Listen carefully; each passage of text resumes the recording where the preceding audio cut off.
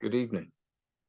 I was going to do something different for today's video, but I've just been tidying up my recording studio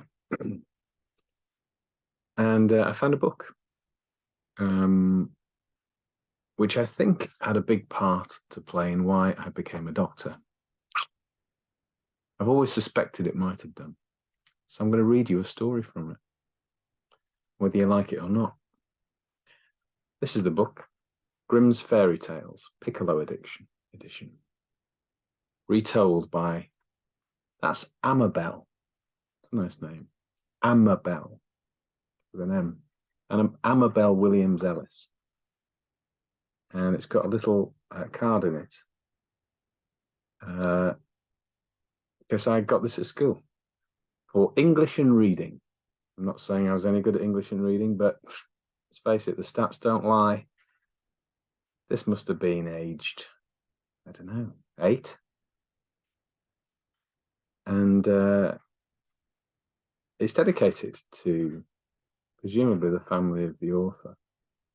It's written in this edition was in 1974. First published by the publishers in 1959. The story's a lot older, I think, and it's dedicated to Julian, that's my name, Jessica, Martin, Rachel, and Catherine, with much love. So that's another coincidence. And the story I'm going to read you is on page 103. And I'm not going to tell you what it's called. You might know it. Once upon a time, there was a poor woodcutter who worked very hard from morning till night and managed to save some money. This he spent on sending his son away to a great school. "Learn something useful, my son," said the woodcutter. "Then perhaps you'll be able to keep me when I'm too old and stiff to work in the woods anymore." So his son, whose name was Herman, went to the great school, and a good student he was. He worked very hard and he stayed there a long time. But at last the money that his father had been able to save was all finished up. And even then, Herman had not had time to learn all that there was to be learned, so he went to his father and told him how things were. "Alas, I can give you no more," said his father, shaking his head sadly. "Times aren't so good now. Indeed, I can scarcely earn enough to buy bread." "Never mind then," answered Herman cheerfully. "You've done quite enough for me, dear father. I'll stay here and work with you instead." But his father only shook his head again, never thinking that Herman really meant it. However, next day, when his father was getting ready to go into the forest to chop and clear as usual, Herman said, "I'll come too, and help you." "Oh, dear son," said his father, "my sort of trade would be too hard for you. You're a student and have never been used to hard work. Besides, I've only got one axe and no money to buy another. Ask our neighbor to lend you one until I've earned enough to buy one for myself," said his son. Oh, yeah. So this was done, and father and son went together into the forest. Though he'd never done such work before, the student worked well and was merry and lively into the bargain. About noon, his father said they would rest now and eat their dinner, but Herman, taking his share of the bread, said, "You rest, father. I'm not tired. I'll go a little way into the forest and look for birds' nests." But his father only said, "Silly fellow, you shouldn't run about. You'll make yourself so tired you won't be able to raise your arm. You sit down here with me." But the young man was so pleased with the bright sunshine and being in the forest that, taking no notice of the old man's words, off he wandered among the trees, with his piece of bread in his hand, and, as he went, he peered about among the bushes, looking for birds' nests. Presently he came to a huge oak tree, so big that 5 men linking hands couldn't have got their arms all around it. "Many a bird must have built a nest in this tree," thought Herman, and, as he stood still to look, he thought he heard a voice. Let me out," said the voice pitifully. It seemed to the young man that the sound came from inside the tree. He listened again. "Let me out," said the voice.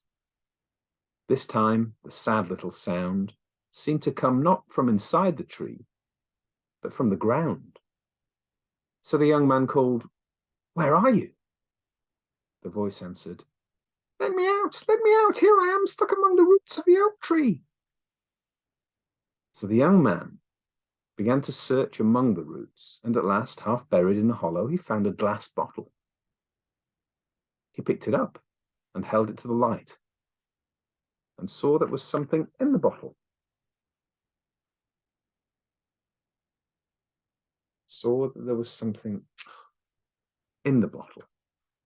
That looked rather like a small frog, and that jumped up and down.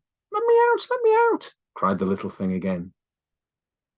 Then the young man, thinking no evil, pulled the stopper out of the bottle. Immediately, the little thing sprang out, and as soon as it touched the ground, it began to grow so fast that in a moment it stood before the young man like a frightful giant. "Now I'm going to break your neck," cried the horrible creature in a voice like thunder. "Not so fast," answered the student. "My head will stay on my shoulders in spite of you." "Don't argue with me," answered the creature. "I'm the mighty Mercury, and whoever lets me out will certainly get its neck broken, for I was shut up in this bottle for a punishment." Gently, said Herman. "How do I know that you are really shut up in the bottle, or that you really are the mighty Mercury? I shan't believe a word you say unless I see that you know how to get back into that bottle." Full of pride, the horrible but foolish creature answered, "Look then and believe." With that, drawing itself together, it became as thin and small as it was at first, and as soon as it was small enough, it hopped back into the bottle. In a moment, Herman had clamped the stopper on again, and then he put the bottle back among the oak tree roots, laughing as he did it. Let me out, cried the creature in a small voice, and even more pitifully than before. "Not I," said the young man cheerfully. "Not a second time. You said you were just going to break my neck." "If you let me free," cried the little thing, "I'll make you rich for life." No, said Herman. "I tried to do you a good turn. And if I did it again, you'd be just as ungrateful as you were the first time." "Indeed I won't be," came the voice from the bottle. "I'll do you no harm, I promise you. I'll make you rich." Well, the end of it was that the thing in the bottle pleaded so hard and cried so pitifully that at last the student decided to risk it. So he picked up the bottle and pulled out the stopper. Instantly, the creature sprang out just as before, and in a moment was once more as big as a giant. "Now you shall have your reward," said the creature. And with that, what should it give the young man but a piece of old rag? "Is this the reward?" asked the student, not very well pleased. "You'll find that it's a very fine reward," said the creature. "Touch one end of it to a wound, and it will heal it directly. Touch iron or steel with the other end, and it will change to silver." Herman decided that he had better try before the creature got away. So going to another tree, he sliced off a big piece of bark with his axe so that the sap began to run. Then he touched the place with one end of the rag, and immediately the wound in the tree closed up as if nothing had been done. "That's all right," said the student, nodding. "Now we can separate." Then the spirit thanked him for setting it free, and Herman thanked the spirit for its present. And the spirit vanished, and Herman went back to his father. "Where have you been roaming to?" asked his father. "You seem to have quite forgotten your work. I told you you wouldn't do anything of this kind well." "Never mind, father, I'll make up the time," said Herman. "See, I'll cut down that tree at one blow." And so saying, the young man took his rag rubbed the borrowed axe with it, and gave the tree a powerful blow. But of course, because the head of the axe had now been turned into silver, it was quite blunt and soft. So all Herman's powerful blow did was to turn up the edge of the axe. "Ah, father, do you see what an axe you have given me? It's got no proper edge at all," said Herman, pretending to be surprised. "What have you done?" said the father, who was frightened. "Now I must pay for the axe, and I don't know how, for it's the one which I borrowed for you." "Don't worry, I'll soon pay for the axe," said Herman. But his father only answered, "You simpleton! How will you do that?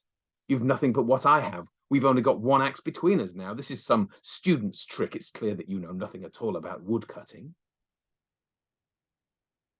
"Anyhow, father," said the young man, "I can work no more. Let us make holiday now." What?" was the answer.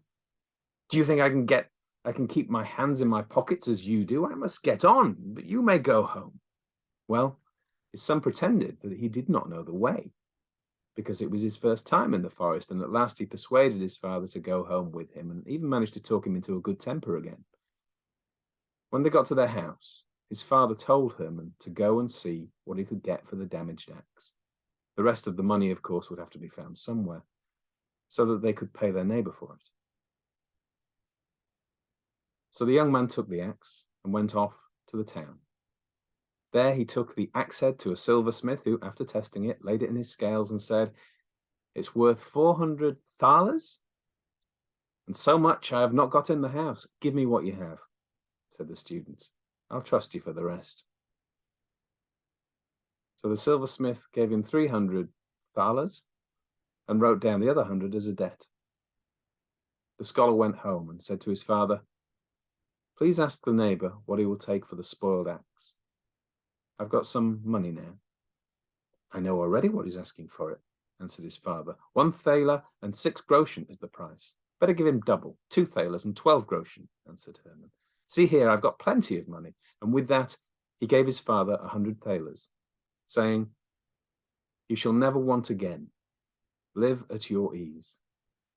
"My goodness," said his father, "where did you get all this money?" Then Herman told him all that had happened, and how he had made a capital bargain by trusting to luck. And so the end of it was that the old father did live at his ease. But as for Herman, he used some of the money to go back to the great school. Once more he studied hard, learned all that he could, and afterwards, because he could heal all wounds by touching them with his magic rag, he became the most celebrated doctor in the world.